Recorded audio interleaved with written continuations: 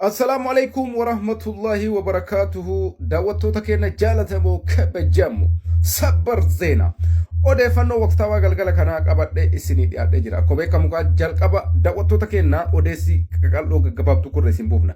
Akkuma beekamu gidduu kana isinii gabaafnee turre pirezidaantiin biyya Hindii kan uummata biiliyoona 1.5 bulchu ministeerri biyya Hindii Itopiyaa seenuun dhagayame. Isa kanaan wal qabatee akkuma isin argitanitti muummeen ministeera Dr. Abiy Ahmed simannaa boolee waggiin godhuudhaan simannaa san qofa osoo hin taane haala ajaa'ibaatiin simachuu irraa dabre makiinaa ofii keessa kaa'uudhaan ofii isaatti shufeera ta'ee of bira kaa'ee godhaa gara beeta mangistiitiin ashkaraakaruun dhagayame. Kun waan ajaa'ibaati. Itoophiyaan dippiloomaasiin isii sadarkaa hin eeggamnetti utaalee jira. Itoophiyaan biyyoota guddatan hedduu wajjin sassalata walitti xaxaa jirti. Waliigaltee hedduu godhaa jiran biyyoota hedduu wajjin.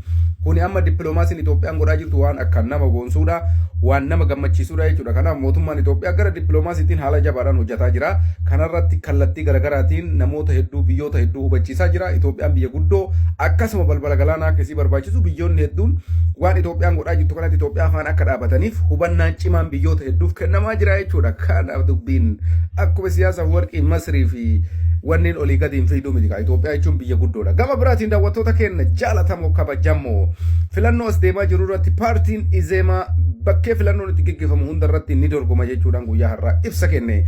Geetaachoo Raddaa bulchiinsi Tigraay kan ture yeroo duraatiif amma immoo gorsa muummee ministeera Itoophiyaa kan ta'e akkuma beekamu paartii Simrat boordiin filannoo biyyoolessaa beekamtii kennuuf ni yaada. Isa kanaan wal qabatee Geetaachoo Raddaa xumurri garee Dabratsiyoon fa'aa dhiyaatee jira jedhee jira poleessa kiyya. Daawwattoota keenya jaalatamoo kabajamoo gama biraatiin waliigaltee Aljeers jechuudha kan Itoophiyaa fi Eertiraa jidduutti waggoota 25 dabranitti mallattaa'e irraan Eertiraa waliigaltee Aljeers cabsuudhaan daangaa Itoophiyaa sarbitee lafoota Itoophiyaa hedduu keessa akka jirtu addunyaan wal jalaa fuutee gabaa jirti. Kanaafuyyuu Eertiraan aarsaa kabalchiisaa jirtuu fi uummata isiis gara hin taanetti oofaa jirtuu fi waliigaltee Aljeersis akka kabaju biyyoota garaagaraa irra gaafatamaa jirti jechuudha. Gama biraatiin ammoo Itoophiyaa fi Eertiraa jidduutti waraanni akka hin baramneef waraanni kun akka hin jalqabneef biyyoonni hedduun kallattii garaagaraatiin dhiibbaa fi ibsa garaagaraa baasanii dhaabbadhaa isa lachuu jechuudhaan kallattii adda addaatiin duula geggeessaa jiraachuun dhagayame daawwattoota keenya. Gama biraatiin siyaasa warqii cinqamee waan qabatu gadhiisee jennaan amma hidhama uummata Eertiraa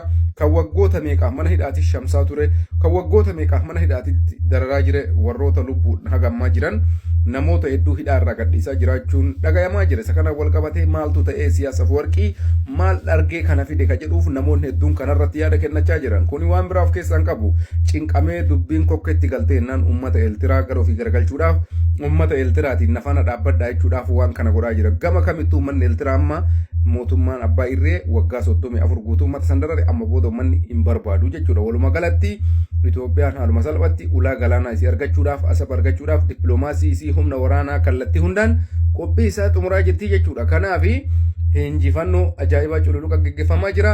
Odeeffannoo waqtaawaan galgala kanaaf qabannee isinii dhiyaanne kana bal'ina isaa ammoo yuutuubii keenya irraa argattu. Yuutuubii keenya seenaa daawwadhaa isiniin jenna. Galatoomaa nagaatti.